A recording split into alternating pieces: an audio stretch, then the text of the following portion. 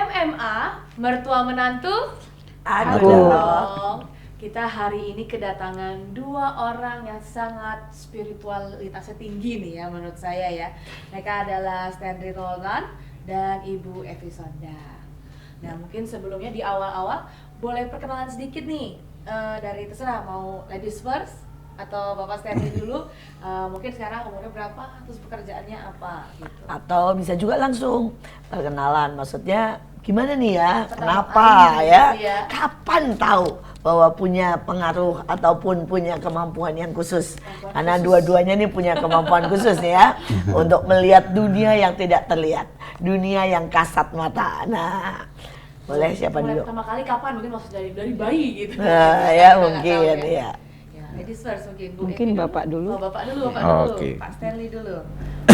Ya, kalau saya sendiri itu memang menurut almarhum ibu ya, waktu saya dilahirkan dulu memang dinyatakan meninggal Oh. karena tercekik dengan tali pusat. Jadi begitu dilahirkan meninggal kurang lebih setengah jam, menurut ibu saya tiba-tiba teriak kembali, Nangis. hidup kembali dan normal. Jadi harusnya sebenarnya dinyatakan sudah Waktu lahir sudah memang lewat. dinyatakan lewat. Bahkan dokter waktu itu udah istilahnya sudah ditutup ya. Oh, Udah dibungkus udah. Udah Jadi tinggal dibungkus. tunggu ayah saya datang untuk jemput untuk dimakamkan Ah, saat itu. Dan akhirnya setelah itu dokter periksa normal. Dan puji Tuhan hidup sampai sekarang. Dan di umur 3 tahun pertama kali saya melihat. Itu opa saya yang 7 tahun sebelum saya lahir itu datang. Dia datang dan dia gendong, bahkan ibu saya sempat ngeliat, dan setelah itu masih 4 tahun ke depan dia masih terus datang sampai kepada akhirnya saya dibawa oleh ayah saya juga ke makamnya dia di Manado, karena saat itu kejadian yang menurut ayah saya dia itu juga dulu pernah spiritual dan dibakar. Dibunuh atau dengan cara dibakar. yang Di- dibunuh? Kakek saya itu. Ya, Karena dianggap sesat mungkin sesat. atau dukun Nah, gitu padahal ya. dia keturunan Belanda. Jadi istrinya yang Jawa belajar dari istrinya kejawen. Akhirnya dibakar meninggal, dan setelah itu memang selama 4 tahun itu waktu setelah dia nunjukin pertama, yang dia cari cuma saya. Kalau kakak saya enggak. Terus pada waktu ketemu itu ngomong apa itu kakek? Diangkat, dan waktu diangkat melayang. Ibu saya ngelihat. Diangkat, dipeluk, dan waktu dia itu pulang ya, pamitan, itu sempat meleleh, dan lelehannya itu sekarang masih ada. Melekat di ubin, dan penggalan ubin itu dibawa sama kakak saya di Cipete, sampai sekarang masih ada. Selama bertahun-tahun sampai rumahnya udah dijual dulu, digosok nggak pernah hilang sampai sekarang. Sekali lagi dunia spiritual sangat real. Dan seringkali orang berkata tidak ada karena tidak bisa dilihat. Tetapi seperti udara yang begitu real, walaupun kita tidak pernah bisa melihatnya. Demikian pula dunia spiritual. Ada banyak sisi, ada sisi dunia orang mati, ada sisi kuasa kegelapan, dan ada sisi Tuhan. Dan ketiganya tidak pernah bisa dipisahkan dari kehidupan nyata. Mereka seringkali ada di sekitar kita, walaupun kita tidak bisa melihatnya. Beberapa orang bisa merasakannya dengan sangat jelas. Tetapi beberapa orang mungkin hanya merasa bulu kuduknya berdiri pada waktu masuk ke satu tempat. Tetapi beberapa orang bahkan melihatnya dengan sangat jelas. Dan kedua teman kita atau narasumber ini, mereka adalah orang-orang yang sangat jelas melihat segala sesuatu. Nah sekarang ke Ibu Evi ini. Kapan pertama kali melihat yang jelas ini ya, setan atau ini kan Atau tadi dunia orang kakeknya, mati karena kakeknya. kakeknya yang Iya. sudah meninggal. Nah kalau Ibu Evi kapan nih lihat? Perkenalkan saya Evi Sondang Pangaribuan. Saya memang dari kecil juga punya sesuatu yang diturunkan sebenarnya dari opung saya atau kakek saya. Waktu saya lahir itu saya sudah dikasih gelang harimau, ya kulit harimau dari lahir, karena saya lahir itu sudah katanya kerasukan karena nangis tiap hari, hampir tiap hari. Jadi pusarnya itu bisa keluar.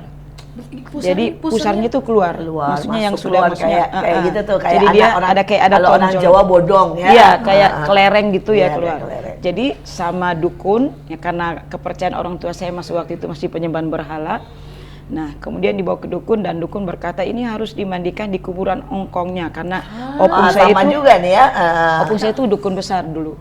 Ya, dukun. Jadi dua tingkat di atas orang tua saya, 2 generasi di atas. Jadi itu kemudian dimandikan, dikasih kulit harimau gelangnya, dan itu masih ada fotonya. Tapi sekarang saya sudah singkirkan foto itu setelah saya tahu ya. Nah, setelah itu saya nggak tahu ada sesuatu juga dalam diri saya yang selama ini saya punya gitu ya. Nah, setelah kemudian saya menikah itu belum terlalu aktif gimana, terus menikah terus masuk dalam komunitas pendoa di Menara Doa. Begitu masuk 1 minggu sesudah masuk komunitas doa itu di Menara Doa, saya langsung didata yang namanya Gondruwo. Nah, itu malam itu persis saya tahu itu karena saya lihat jam dinding di kamar saya itu jam 1 pagi. Dan waktu itu anak saya lagi nangis gitu ya, karena sekecil waktu anak ketiga saya yang Yabe itu nangis, saya tahu dia itu mungkin ngompol. Dan kalau dia memang dia nggak pakai pampers, saya pakai celana gitu di sampingnya untuk gantian. Pas saya bangun, saya mau ganti celana yang baru, tiba-tiba teman saya pendoa berdiri di samping saya. Ya mungkin Ibu In tahu yang ibu namanya Ibu Tina ya. Nah, itu persis Bu Tina itu muncul di depan saya, persis seperti ibu dengan saya. Padahal dia tidak ada Padahal di situ. itu jam 1 pagi dan saya bangun karena saya lihat persis jam seperti ini ya, itu jam 1 pagi. Saya bilang, saya tanya ke dia, ngapain lu kesini? Bilang gitu kan, anak lu nangis lu. Iya, gua tahu. Ngomong kita talknya. Iya, itu Bu Tina facing masih banget. hidup?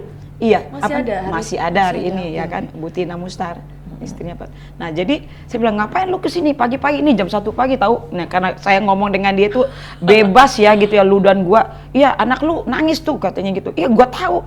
Nah, gua udah siapin celananya. Nah, gua ambilin ya. Nggak usah, gua udah siapin. Pas gua malingkan gini, gua sadar. Ini jam 1 pagi ngapain di kesini? Rumahnya kan jauh dari sini. Ya kan, saya baru tiba-tiba bulu kaduk saya berdiri itu langsung berubah. Itu langsung tangannya gede seperti tangan gorila, kayak film King Kong ya, Bapak Ibu tahu ya. Ya, jadi itu dia bisa menyamar ya. Tapi jadi wajah siapa betul. saja. Pada waktu itu saya lihat teman saya Tina, saya ngomong dengan dia, pas saya balik badan, dia langsung begini. Nah kan, itu loh saya lihat ke atas itu sampai menembus tembok plafon rumah saya, tinggi besar sehitam layar ini, ya gitu ya. Terus naik terus sampai itu nggak tahu sampai katanya itu Gondruwo, saya nggak tahu apa. Jadi itu langsung nggak bisa nafas. Saya bilang, Tuhan ini apa? Dan tiba-tiba saya nggak bisa nafas, hampir matilah. Saya tiba-tiba ingat Tuhan Yesus yang di kayu salib berkata, kuserahkan nyawaku kepadamu. Nah, nggak tahu apa Roh Kudus yang ajar saya ngomong seperti itu. Saya langsung bilang gitu, Bu. Saya nggak nyerahin nyawa saya kepadamu, tapi saya serahkan nyawaku pada Tuhan. Gitu. Ya udah, saya serah. Nah, pada saya udah ngomong kayak gitu, tiba-tiba itu lepas. Tak. Itu lepas dan saya lihat udah nggak ada. Dan saya bisa bernafas. Itu pengalaman pertama. Pertama kali. Pengalaman pertama, ada beberapa pengalaman, tapi yang pertama yang sangat berkesan. Iya. Ya, dunia spiritual seringkali adalah istilah saya nih, berdiri di antara hidup dan mati. Dan berapa kali banyak sekali orang-orang yang di dalam dunia gaib ini mengalami serangan demi serangan. Ada yang namanya santet, guna-guna yang sekarang sedang viral, di mana orang kena santet ternyata bisa sampai mati dan gila.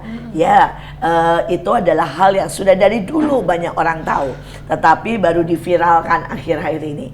Seringkali kita berkata, itu perasaan, itu orang menjadi gila karena stres, dan kemudian dibawalah dan dikasih semua obat-obat yang membuat dalam tanda kutip tenang. Kenyataannya mungkin 50% lebih bukan karena stres, bukan karena keadaan fisik dan karena keadaan psikologi seseorang, tetapi kenyataannya 50% adalah spiritual. Dan hari ini kita coba membahas tuntas bagaimana mereka yang bisa melihat dengan jelas dan mengalami, supaya kita semuanya tidak menjadi buta, dan kemudian tidak menjadi dikalahkan oleh kuasa kegelapan, tapi jadi lebih dari pemenang. Nah, sekali lagi Pak Ronald ya, balik ke Pak Ronald. Pasti ada pengalaman baik dan buruk. Nah, sekarang kita mau buruk dulu nih ya. Pengalaman buruk apa, tadi Bu Evi sudah mulai dengan pengalaman yang mengerikan diangkat, ya. ya. Nah, pengalaman buruk apa yang Bapak alami dan bagaimana Bapak keluar dari situ? Ya. Oke. Kalau untuk santet ya, saya ngalamin banyak kali, cuma ada satu yang nggak bisa saya lupakan karena itu hampir merenggut nyawa istri saya sendiri. Wah. Itu waktu itu di Manado, kurang lebih di tahun 2013-an. Saat itu istri saya itu tiba-tiba bengek asma. Aslinya ada asma? Enggak ada. Sama Normal. sekali ya? Bengek. Kita udah ke mana-mana nggak sembuh, kurang lebih hampir Jadi sebulan. udah ke dokter nih ya? Udah semua dokter. Udah minum obat nih Udah ya? minum obat. Cuma Oke. yang model kayak gitu, dia ada jam-jamnya. Betul, betul. Nggak every day, nggak every minute. Betul. Istri saya cuma timbul pagi, siang, maghrib. Kenapa itu? Kenapa? Permainan mereka kayak gitu. Dan dibikinnya. tergantung jam santet Iya. kadang-kadang juga ya. Santet. Tergantung kekuatan mereka juga. Betul. Dan itu awalnya ditandai di rumah kita itu pas tengah malam saya buka, baru kalau itu saya ketemu kalau saya bilang bukan kepik ya, kumbang segede lobster seperti ini. Ya itu belum ada, itu belum pernah Itu lihat nempel. ya. Jadi pas saya Kumbang? buka, iya, tapi segedenya gini. Sungutnya panjang, Wow. tangannya berbulu semua. Nempel, diem di pintu. Jadi pas saya buka pintu, pas saya buka ini nih dia. Ih, Asli atau bukan asli nih? real. Oh, real. Saya ambil senter dan ini bergerak, Hidup. sungut-sungutnya hidup, bergerak. Saya panggil istri saya, dia sampai kaget lari lagi masuk ke dalam. Saya bilang jangan takut yang begini. Nah, tapi dia cuma diem. Nah, kebetulan di saat itu setiap rumah dan pintunya kan saya kasih minyak urapan dengan salib ya. Nah, ajaibnya itu sungutnya itu nggak berani lewatin salib, jadi dia yang lewatin, melengkung. Ini salib dia melengkung. Udah, akhirnya saya tutup. Nah, 2 hari sesudah saya lihat itu, istri saya makin hebat asmanya, Makin heboh. makin hebat lagi. Sampai kepada hampir tengah malam, dia bilang antar keluar. Nah, pas saya antar keluar, dia bilang, dia berpesan, istilah kayak orang berpesan terakhir ya. Kayak mau pulang ya. Saya udah gak kuat. Kalau ada apa-apa, malam ini juga bawa ke orang tua. Udah, otomatis saya sebagai suami panik, cuma saya nggak akan menyerah sampai di situ. Di saat itu saya bilang, ya udah gini, gue ganti baju dulu, gue akan kita sama-sama cari dokter. Kalau enggak juga, kita cari pendeta. Nah, pas saya bilang pendeta itu, jadi ini teras, depan itu ada pohon nggak tinggi ya, kayak pohon rambutan. Dan kebetulan memang rumah itu tadinya rumah orang, jadi itu pohon bawaan. Itu nyata, itu pohonnya, itu seperti menari ya. Padahal Pohonnya. malam ya. Malam. Itu pas di belakang saya dan dia, jadi istri saya lihat langsung, ini di belakang saya. Saya lengah, saya tengok, benar dia menari. Pohon itu seperti menari. Langsung saya bilang, oh lo di situ. Karena memang dari kecil, terus terang kalau saya begitu, saya nggak pernah takut. Karena dari kecil Nah, ya iya. terus. Nah, saya langsung feeling, saya angkat berdiri istri saya bilang lu masuk. Belum selesai dia mau masuk, itu pohon seperti buka jari. Kayak mau apa? Dan dia itu pohon baru kali itu saya lihat maju ngegeplak. Ini pohon maju dia ngegeplak. Pasti ngegeplak, hampir kena tangan, hampir kena kepala istri saya langsung dorong dia masuk.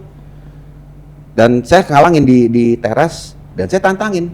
Lu di situ ternyata. Saya tantangin karena memang dari kecil gaya saya memang istilah gini, kalau hamba Tuhan dalam namanya, kalau enggak tunggu lu di situ. Dan saya masuk ke dalam. Saya masuk ke dalam, saya ambil minyak urapan. Pas saya keluar, itu pohonnya makin besar. Makin besar dan bener kayak orang itu udah siap begini. Ini pohon. Di saat itu saya nggak takut, nggak gentar. Saya buka, saya bilang, lu mau lihat kuasa Tuhan gue apa lu yang mau mati sekarang? Kalau lu orang, jangan sampai gue dapat kubur, gue bakar. Oh, karena bisa orang juga. Bisa orang. Dan di belakang itu saya lihat ada bayangan hitam.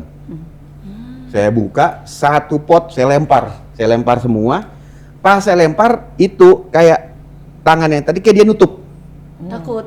Dia nutup gitu kayak nangkis. Saya terus lempar sampai ke bawahnya. Saya lempar dan sempat dia ada perlawanan.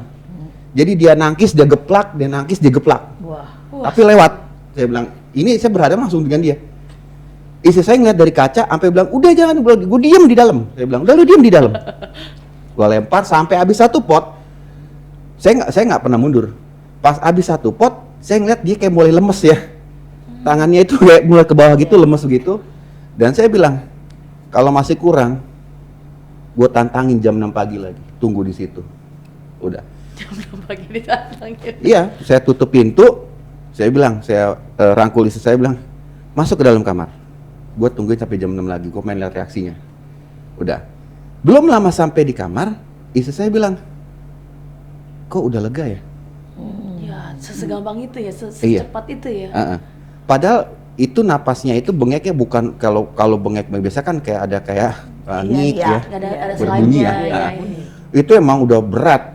Itu tiba-tiba hilang dan saya tes. Coba tarik napas panjang. Pasti emang nggak bengek lagi. Wow. Udah nggak bengek. Akhirnya saya bilang, udah, kamu tidur, gua nggak tidur. Kamu tidur.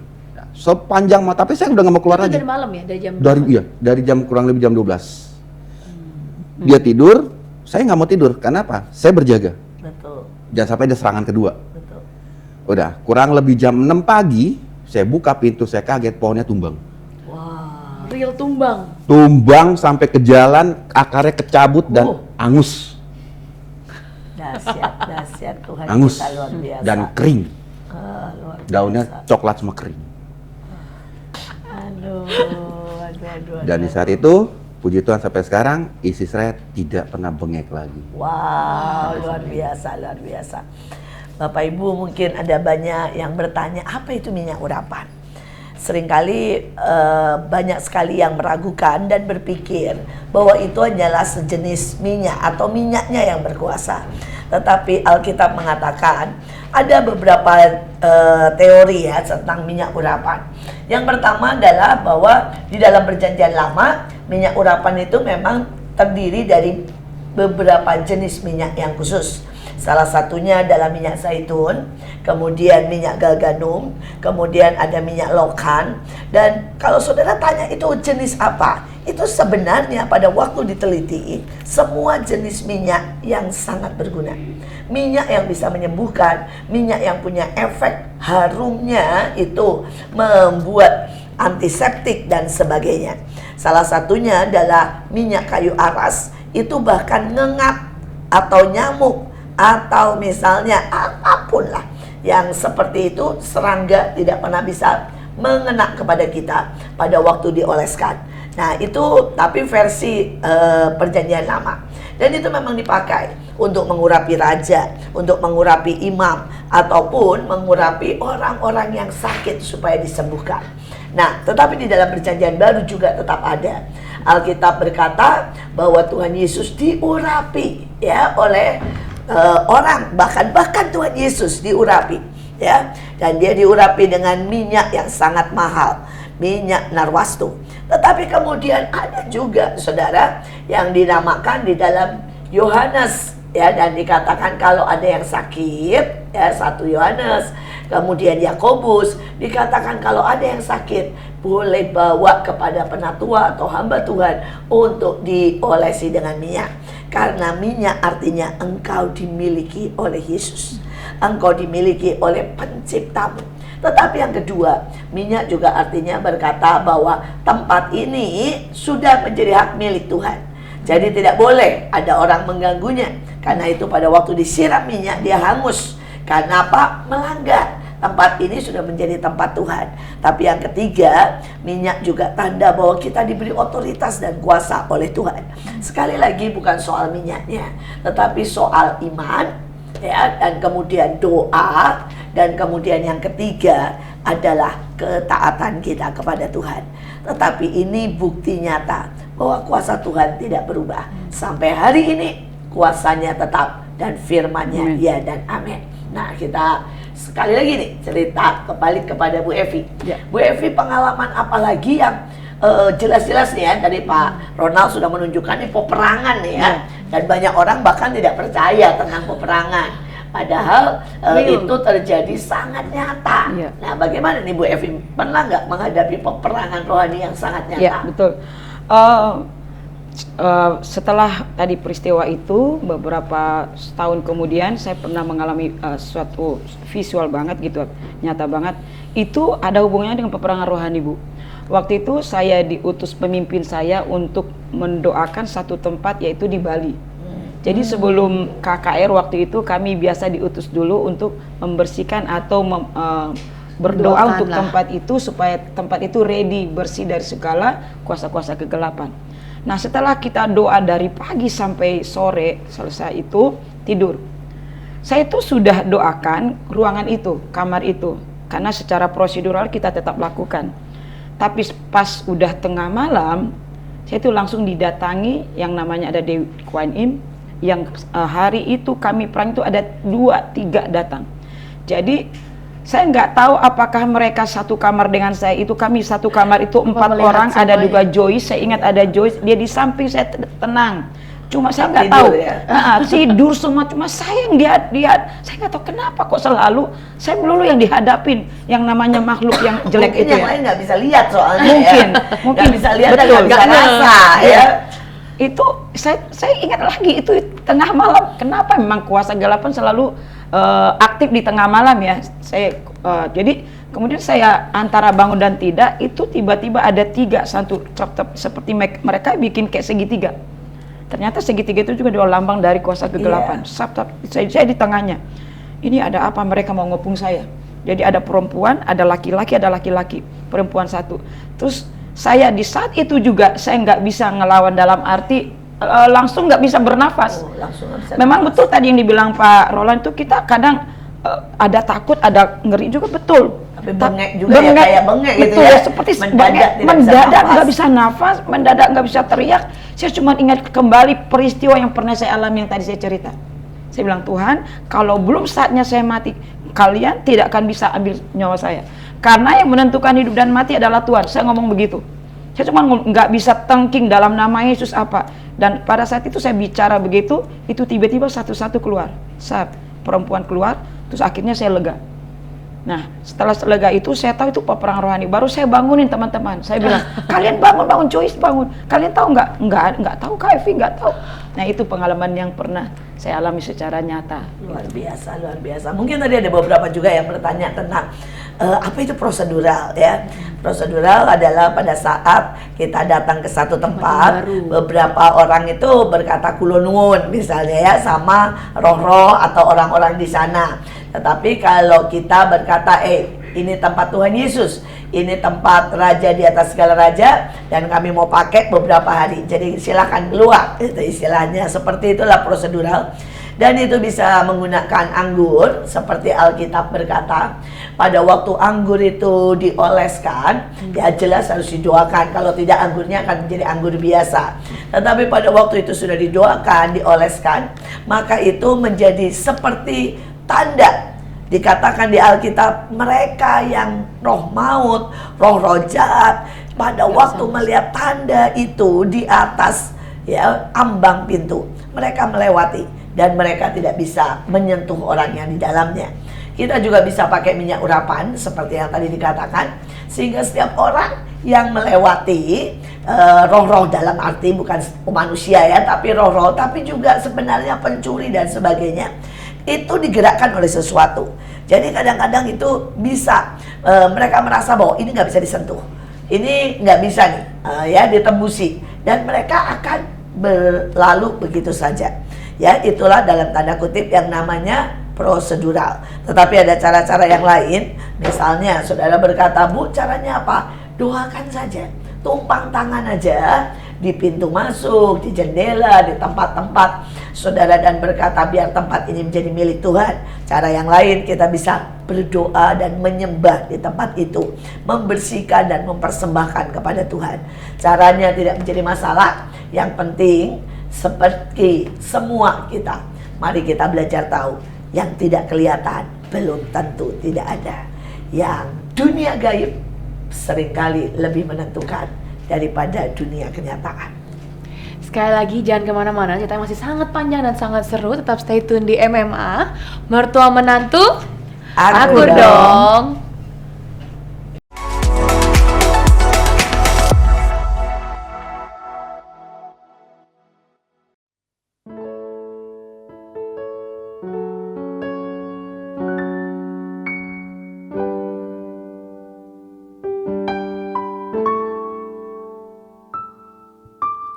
Dalam skala perkara Tuhan punya rencana yang lebih besar dari semua yang terpikirkan.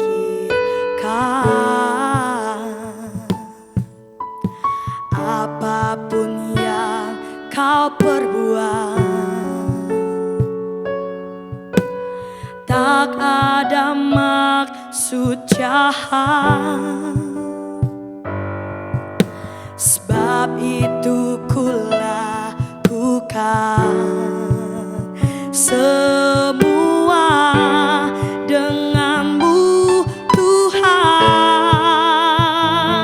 Ku tak akan menyerah pada apapun juga, sebelum ku coba semua yang ku bisa, tetapi ku berserah kepada kehendak-Mu.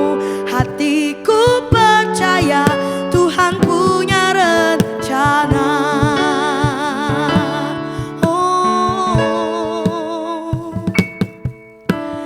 Dalam skala perkara Tuhan punya rencana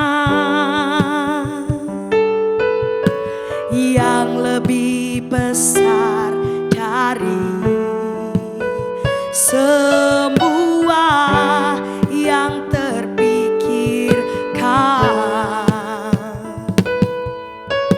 Apapun yang kau perbuat, tak ada maksud jahat. Sebab itu kulakukan semua denganmu Tuhan. Ku tak akan menyerah pada apapun juga, sebelum ku coba semua yang ku bisa, tetapi ku berserah kepada kehendak-Mu. Hatiku percaya Tuhan punya rencana. Ku tak akan menyerah pada apapun juga, sebelum ku coba semua yang ku bisa, tetapi ku berserah kepada kehendak-Mu. Hatiku percaya Tuhan punya rencana. Hatiku percaya Tuhan punya rencana.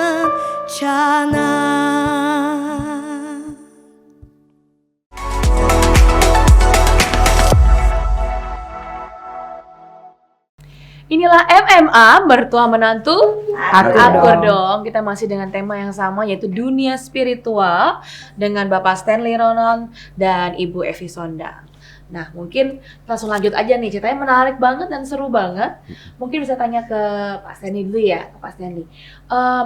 Coba jelaskan, karena banyak sekali orang-orang di dunia ini bingung, santet itu kayak apa sih? Terus kalau bisa lihat tuh apa aja sih yang dilihat gitu kan? Kalau kita kan lihatnya seperti ini ya, barang, orang gitu. Cuma kalau misalnya bisa melihat atau punya kemampuan mungkin indigo kali ya dibilangnya, itu apa yang dilihat? Apakah bentuknya selalu setan ataukah bentuknya bahkan mungkin hewan gitu? Oke. Boleh ceritakan sedikit? Sebetulnya kalau santet sama teluh tuh beda ya. Santet tahu kan apa? Santet dengan teluh. Teluh. Belum lagi ada guna-guna. Belum lagi ada Iya. yang Oh, lain lagi macam-macam ya, jenisnya Macam-macam beda-beda ya. Ada yang pelet. Nah, Betul. ini nih, ya coba nih kita mau denger nih. Kalau pelet itu lebih kepada apa ya? Seperti asmara kalau pelet. Kalau santet itu lebih kepada membunuh. Oh, jadi tarafnya sudah membunuh Iya. ya. Beda-beda ya. Iya. Kalau teluh, Kalau teluh itu dia nggak sampai membunuh, tapi dia bikin siksa sampai kepada kalau nggak sakit penyakit yang menghancurkan ekonomi atau ODGJ. Oh, atau mental ya. Iya. mental gila, Gila. gitu ya. Iya. Stres. Makanya orang kebanyakan teluh itu beda. Kalau santet itu memang tujuannya membunuh dan dia Jadi langsung menggerakkan direct pokoknya untuk Iya, nyawa, nyawa. gitu ya. gitu. Dan pelakunya pun ini tingkatannya beda-beda. Oh. Kalau masih pelet atau istilahnya teluh, dia masih spiritual biasa. Tapi kalau ini yang santet ini udah dukun. Ini udah dukun, gitu. Nah, kemudian kalau mengidentifikasi yang namanya kita sering dengar dikirim ya, Iya, betul. dikirim. Itu yang dikirim itu sebenarnya bukan teluh, santet. Yang dibilang dikirim. Kalau teluh sama pelet ditanam. Oh, Atau datang ke rumah orang itu atau kalau diaur. pelet dipegang, Iya. misalnya Di aur gitu tuh ya. ditabur gitu. Belaga bertamu atau ditiup atau diteplak Teplak. gitu. Yang suka diplak itu hipnotis, beda lagi itu. Beda lagi gitu. Nah, kalau santet dia sistemnya dia mainnya kirim jarak jauh. Yang suka meledak itu bukannya? Iya. Satu meledak, tapi biasanya gini, misalkan dia bergeraknya tengah malam. Jadi contoh ada berapa orang pas lagi ngeliat ke atas kayak ada bintang jatuh ya, meteor, swing. Kayak petasan bukan ya jatuh? Mirip Bukan, sama kayak meteor. meledak gitu. Kayak Meteor. komet ya Iya. mungkin ya. Tapi yang lihat cuma misalkan dari ABC cuma si A, yang BC nggak ngeliat. Nah, kalau si A doang yang lihat berarti itu tujuannya ke dia. Oh. Kalau yang meledak itu biasanya gagal. Ya, Kalau gagal, dia meledak di atas. betul. Jadi kalau dilihat, gue ngeliat ini, enggak kok nggak ada. Ya udah, berarti cuma kamu Hati-hati. itu. Berarti dia yang diincar. Dia diincar. Oh. Nah, nanti hitungannya dalam 2 kali 24 jam dia akan mulai ngerasain. Biasanya ditandai dengan hewan-hewan aneh yang masuk di dalam rumah. Contoh, kalajengking, Ular, terus ular. ular, kelabang. Kayak kemarin yang tadi ya segede itu ya. Nah, kalau dia masih di pintu Belum itu masuk. bagus. Tapi kalau apa dia masuk nih, kita temui di dalam itu bahaya. Apalagi Tembus nih berarti ya, tembus. udah paling. Pertahanan Udah tembus. pertahanan udah tembus total. Dan binatang itu kalau kita mau tangkap hilang. Hilang. Kita kejar, misalkan ini satu ruangan, dia masuk. Pas kita cari nggak ada. Ntar besok muncul lagi. Padahal real banget ya. Real. Dan ukurannya bukan standar, Biasanya gede. semi king size Wow.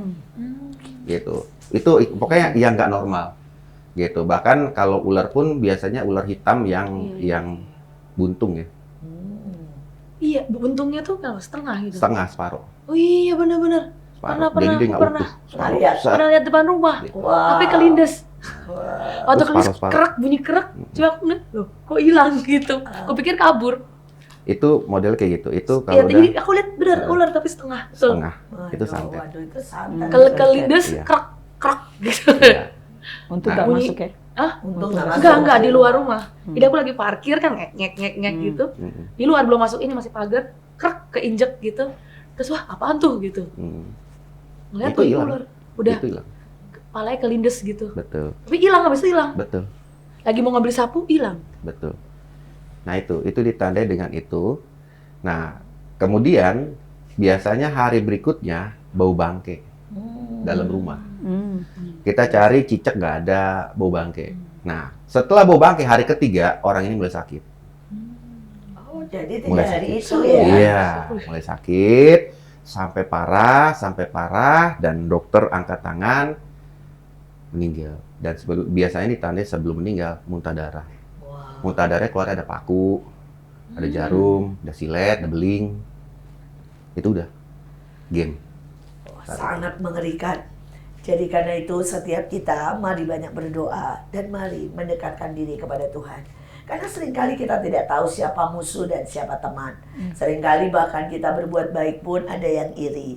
Dan seringkali kita bermaksud ya hanya untuk mencari nafkah, tetapi ada banyak saingan.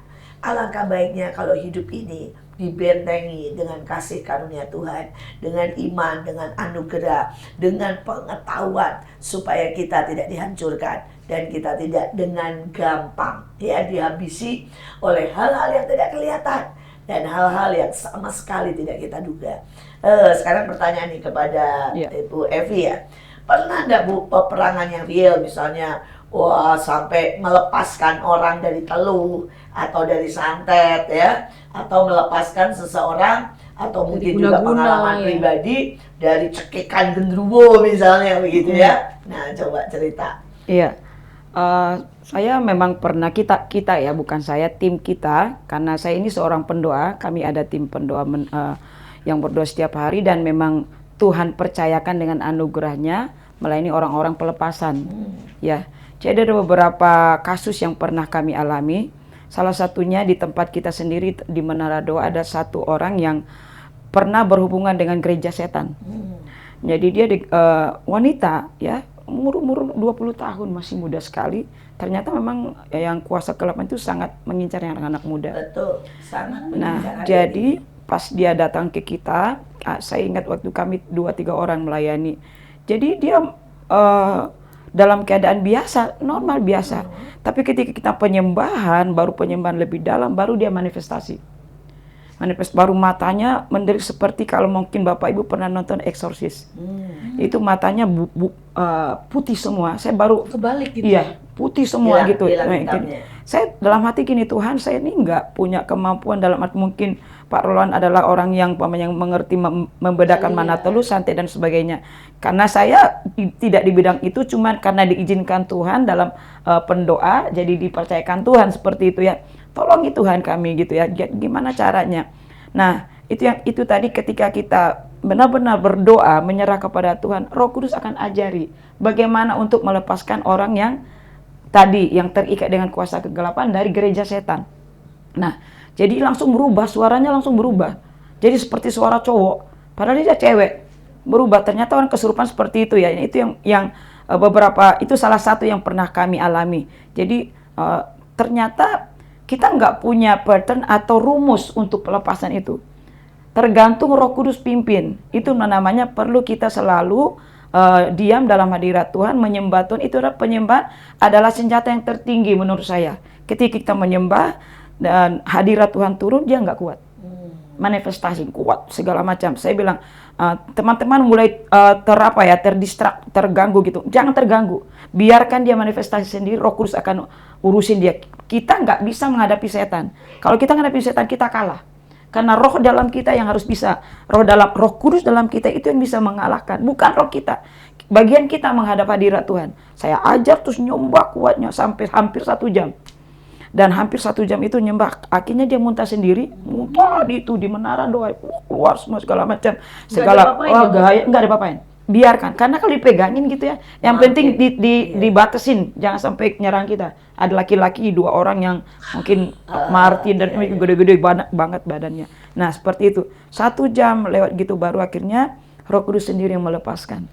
Gitu. Jadi akhirnya kita tahirkan, ya kita istilahnya ditahirkan gitu ya, bawa di 202 di kolam renang, kita tahirkan, kita bersihkan semua dan puji Tuhan, dia sekarang udah balik kuliah lagi dan normal kembali. Itu salah satu kasus yang pernah kami alami secara nyata bagaimana melepaskan orang yang terikat kuasa kegelapan langsung karena dari gereja setan itu gitu.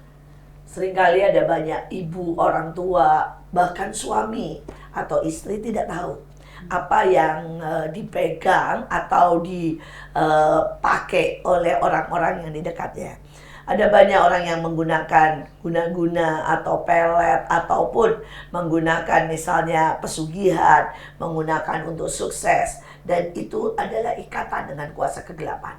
Dan pada saat hadirat Tuhan begitu kuat, seringkali akan menimbulkan manifestasi-manifestasi. Tetapi ada manifestasi yang kelihatan jelas, ada manifestasi yang tidak terasa. Cuma dia sendiri yang merasakan begitu panas. Dia sendiri orang yang memegang ini tiba-tiba merasakan kepalanya sangat pusing. Karena roh yang di dalamnya mulai berontak. Nah, Bapak Ibu, mari kita lebih waspada, alert. Karena dunia ini benar-benar ada. Dunia ini benar-benar sangat-sangat dekat dalam tanda kutip. Mungkin ada di sebelah saudara. Saya satu pengalaman. Ada satu keluarga yang sakit setiap hari sakit sampai dideteksi kanker. Dan kemudian pada waktu didoakan, saya berkata ada sesuatu di tetangga ya sekitarnya. Ternyata benar, di tetangganya dia ada dukun santet, ada dukun guna-guna yang sebelahan sama dia.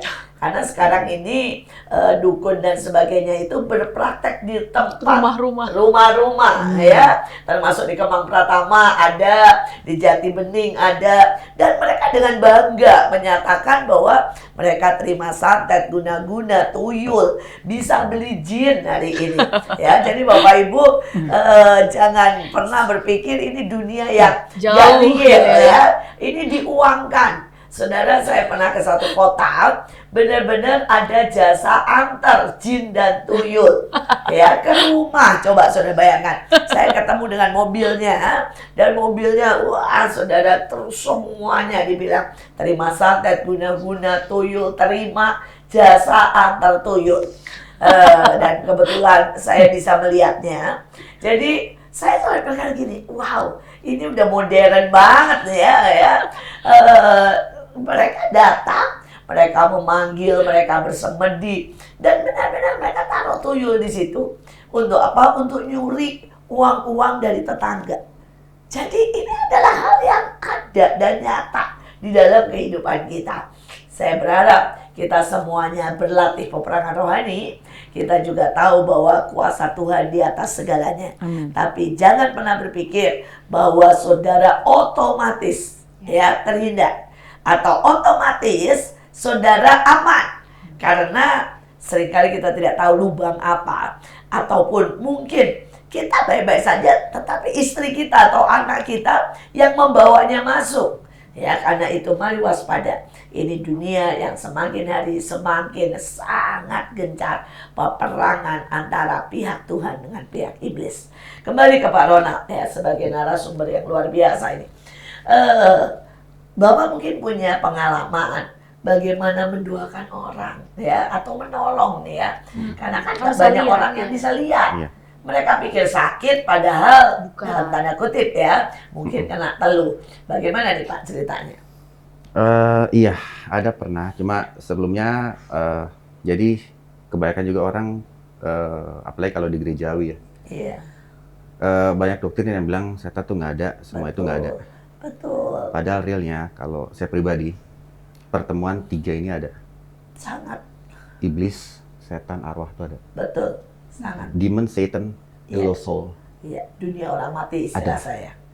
Dan belum lama, di tahun lalu, Dan di Alkitab jelas disebutkan 3 hal ini ya. ada semuanya. Tentang dunia orang mati, tentang Setan. Tuhan, Betul. setan, bahkan kalau Tuhan bisa dijabarkan lagi dengan malaikat-malaikatnya. Betul, Ya. betul. Seperti di dalam Yeskiel ada dalam tanda kutip ya, ada burung raja wali, ada singa.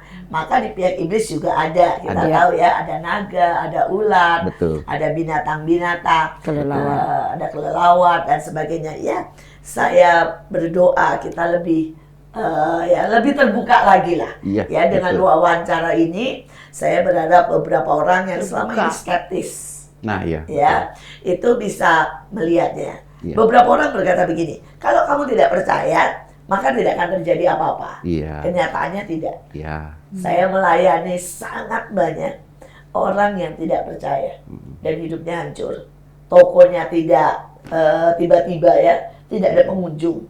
Karena tanpa dia tahu dan tanpa dia bisa lihat, dia dalam tanda kutip dikerjain, saudara ya. Jadi ya sekali lagi saya mau dengar selebihnya dari Pak Ronald. Oke. Kejadian ini belum lama. Jadi di bulan Jumat, di bulan November kemarin. Jadi kan saya memang mengikuti banyak podcast juga. Dan waktu itu saya ditarik ke dalam satu tim jelajah malam. Itu penelusuran. Wow. Saya ditantangin penelusuran tempat urban legend Gerbong X Tragedi Bintaro. Wah, seru juga nih ya. Itu sampai Bucin TV dan orang Thailand angkat tangan semuanya menyerah. Itu ada di seru nih, Pak. Manggarai. Dan waktu itu kita masuk situ sampai bikin part 3 ya, terakhir disponsor oleh Transvision. Dan di saat itu yang Kristen cuma saya. Yang lainnya non. Dan Oh, jadi ada beberapa orang juga di bawah ya? banyak. Bahkan mereka pakai spiritual. Karena yang mereka tahu kan kalau kesurupan. Nah, saat itu kita masuk situ. Kita masuk, itu memang halamannya kurang lebih 2 hektar. Itu ada banyak kuburan kuburan Belanda, ada bangunan Belanda Manggarai pertama. Dan di tengah-tengah itu bangkai kereta semua dan bangkai khusus tabrakan. Dan di tengah-tengah saya temuin Gerbong Bintaro dan Paledang. Tragedi Paledang yang putus semua palanya. Iya. Dan waktu masuk situ percaya tidak percaya, kejadian tahun 87, tapi di saat kita dekat dengan gerbong itu, bau amis darah masih tercium sampai sekarang. Dan di saat itu hujan langsung deras. Dan waktu kita diantar sama security KAI-nya, dia langsung kesurupan. Dia Kayak nganterin justru. Iya, nganterin malah. Dia kesurupan, dia merayap di tengah hujan. Waduh. Dia merayap di tengah hujan. Nah, di saat itu sekian orang kabur. Ditinggalin saya sendirian di tengah hujan. Yang spiritual lain juga Kabur. Totalitas lari tunggang langgang. Saya bingung. Mereka dipanggil buat melakukan Iya. itu ya.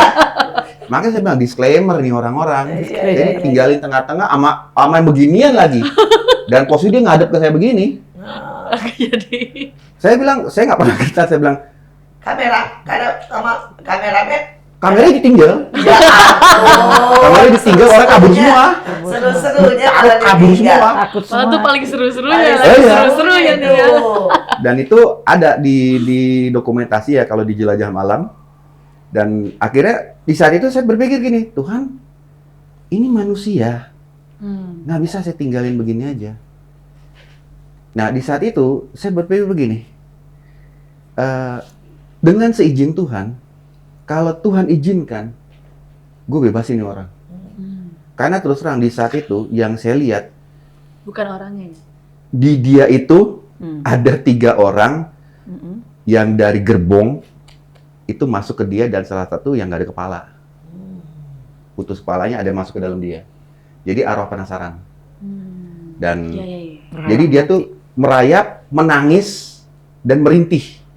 Seperti orang kesakitan, tapi merayap. Ya mungkin dia masih bayangannya waktu dia keluar itu Ah, ya. Di saat itu saya pegang pundaknya, saya teriak di tengah hujan. Saya bilang, Tuhan tolong. Kalau engkau pernah tolong saya dulu, nyatakan mujizatmu sekarang. Saya teplak punggungnya, saya teplak sekali, dia kaget. Saya usap, saya bilang, darah Tuhan Yesus, darah Tuhan Yesus. 3 kali, pas ketiga dia rubuh, dia muntah. Wow. Dia muntah, dia kaget. Dia bilang, ya mana yang lain? Gue bilang, udah kabur, ayo. Saya angkat. Pas saya angkat, kalian pada datang. Terus terang, saya omel-omelin. Lu pada kemana semua sih? Orang hampir mati kayak gini. Akhirnya digotong sampai di pos. Semua pada, dan di saat itu, mereka tanya, lu pakai mantra apa? Saya bilang, gue nggak pakai mantra. Yang gue sebut nama Tuhan gue. Di saat itu mereka kediam semua. Dan Mereka semua ke mantra ya. diem semuanya, mereka pikir mantra kan. Dan si security ini sampai bilang, Tuhan lu keren. Gue bilang, jangan cuma bilang Tuhan gue, coba sebut namanya bro. Iya, Yesus lu keren. Dan itu dia semua banyak, semua pada diem. Padahal mereka seberang ya. Seberang. Ya bahkan ya salah satu spiritualnya ada yang model di Ponegoro kan, pakai tasbih. Yang itu dan itu saya bilang, amin kalau lo akuin. Dan dia memang akuin, Yesus lu keren. Kita memang punya Tuhan di atas segala Tuhan yang sudah mati buat kita. Dan Tuhan itu melakukan sangat banyak mujizat dan keajaiban. Dan dia tidak berubah. Ya, itu bukan cerita di Alkitab. Tapi itu kejadian hari demi hari yang selalu kita nikmati. Sekali lagi saya mau berkata ada satu kejadian. Hari itu datang seseorang yang seperti kanker besar sekali. Dan kata dokter itu kanker stadium 4. Dokter berkata bahwa waktunya tinggal kurang lebih 3 bulan. Tetapi Tuhan jelas berkata itu dari guna-guna santet dan sebagainya. Saya berkata apakah Anda punya musuh? Dia bilang banyak. Apakah hubungan dengan seperti itu? Dia bilang persaingan di usaha, di bisnis. Jadi Bapak Ibu jangan selalu berkata bahwa itu terjadi karena kita dengan terus terang berhubungan dengan kuasa gelap. Tapi kadang-kadang ada celah-celah, kadang-kadang ada hal-hal yang kita tidak tahu. Dia Kristen, ya, tetapi dia bisa mengalami itu. Ya, ternyata karena dia tidak mengampuni suaminya yang pernah melakukan hal-hal yang tidak seharusnya lah. Dan pada waktu kami doakan, kami kasih minyak urapan, tiba-tiba itu kanker yang sebesar itu keluar bisul seperti mata. Dan itu tiba-tiba muncrat darah yang tidak bisa berhenti selama 3 hari 3 malam. Terus keluar yang namanya seperti santet, seperti apa ya, nanah, tapi juga darah, tapi juga rambut orang. Kan nggak mungkin ya di sini bisa keluar rambut, ya. Ini keluar rambut orang, ini keluar seperti apa ya, paku, tapi kecil, bukan paku lah, apa ya namanya, jarum, saudara. Dan kemudian hari keempat kempes total dan sembuh sampai hari ini. Kita punya Tuhan yang ajaib. Dan biar setiap kita berkata, santet guna-guna teluh, pelet apapun, ada kuasa di atas segala kuasa. Ada darah Yesus, ada pengurapan, ada yang namanya kuasa penyembahan yang melepaskan kita semua. Jangan takut, tapi juga jangan abaikan. Karena ini dunia nyata, dunia gaib, dunia spiritual, dunia orang mati, dunia setan ada di antara kita, bukan di tempat yang jauh. Kita ada di ujung daripada acara kita. Saya minta Pak Roland menyampaikan sesuatu buat semuanya.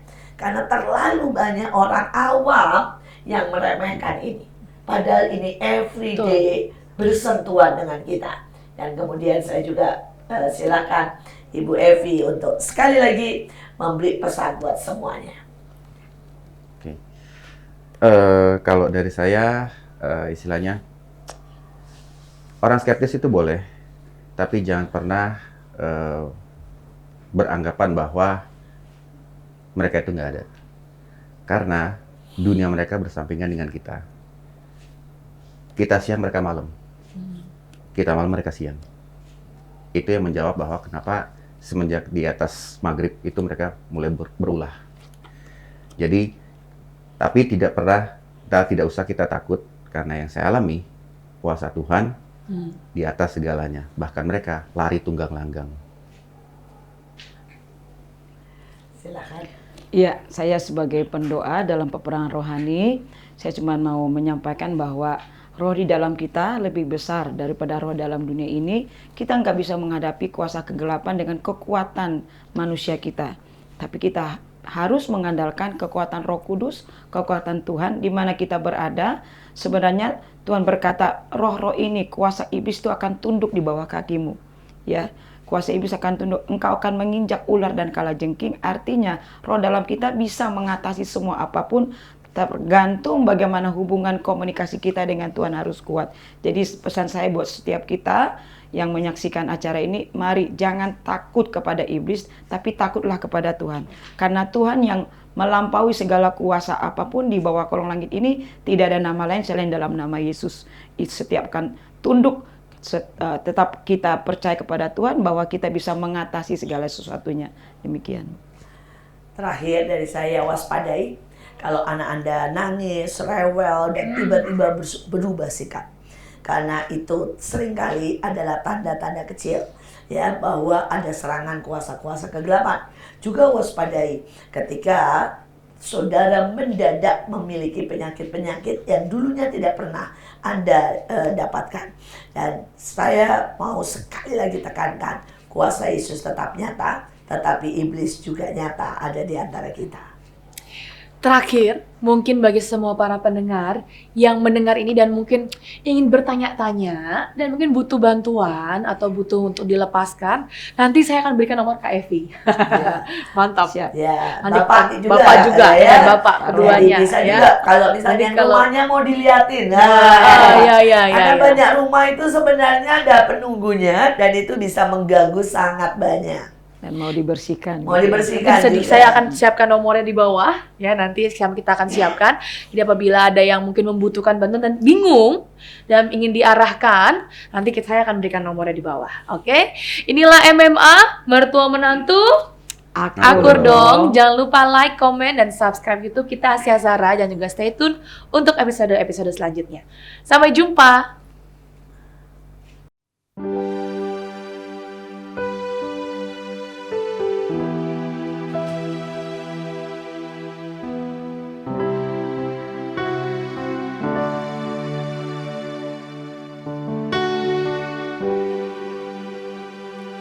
I love you, Lord,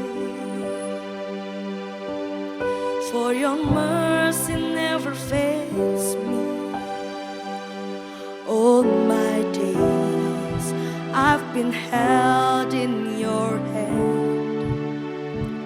From the moment that I wake up until I lay my head, I will sing of the goodness of God. I love you, Lord, for your mercy never fails me. All my days I've been held in your hand. From the moment that I wake up until I lay my head, I will sing of the goodness of God.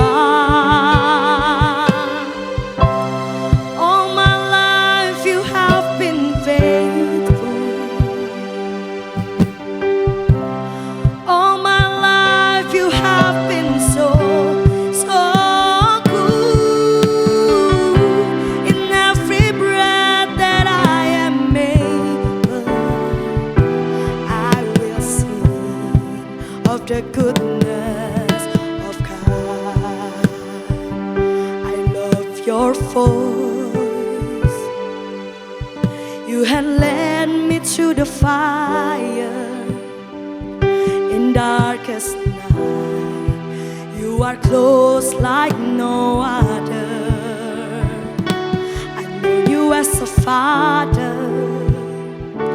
I've known you as a friend. I will sing of the goodness of God. All my life you have been faithful. All my life you have been so good. In every breath that I am able, I will sing of the goodness of God. All my life you have been faithful. All my life you have been so good. In every breath that I am able, I will sing of the goodness of God. I will sing of the goodness of God. I will sing